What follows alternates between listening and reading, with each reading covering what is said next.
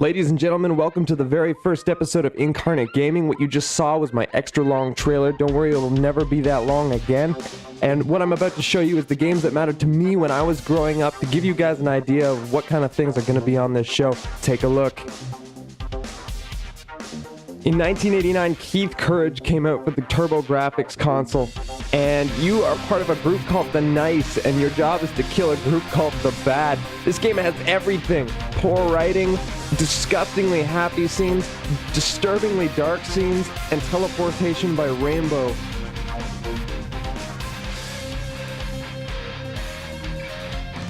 So of course there's Mario and Duck Hunt and all those games that everybody likes, but those goes without saying. In 1991, Sega Genesis released Streets of Rage, which I absolutely fell in love with, and everybody did. I had friends that came over to play the game, they didn't even like me. And me and my brother, this is probably the only reason we didn't kill each other, is because we spent so much time killing other things in this game.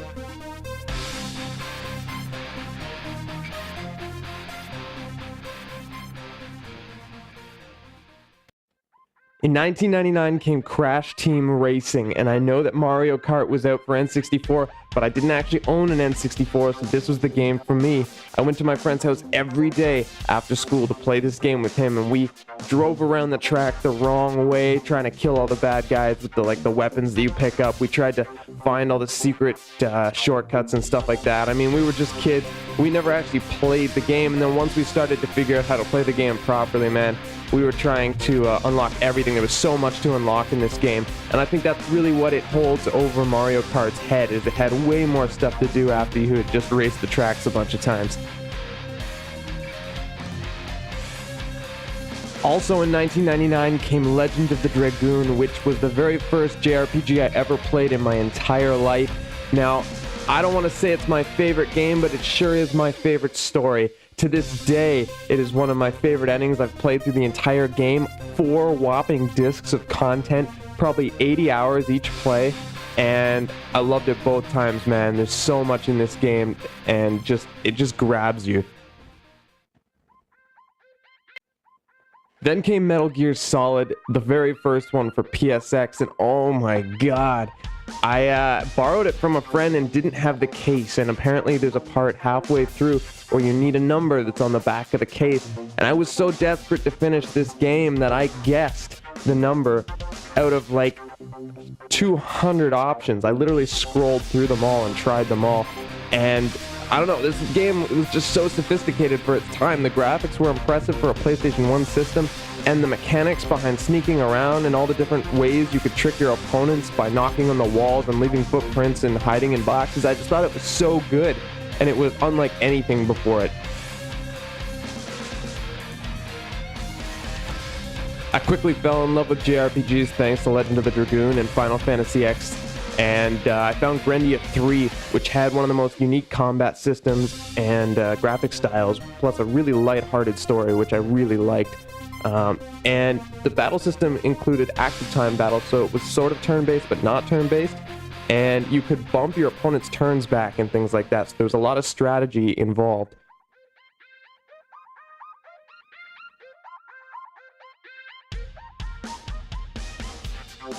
Then came a game for the PS2 that made me drool, and nobody had really heard of it. I finally picked it up on eBay. It was worth $150, and you couldn't find it in any store.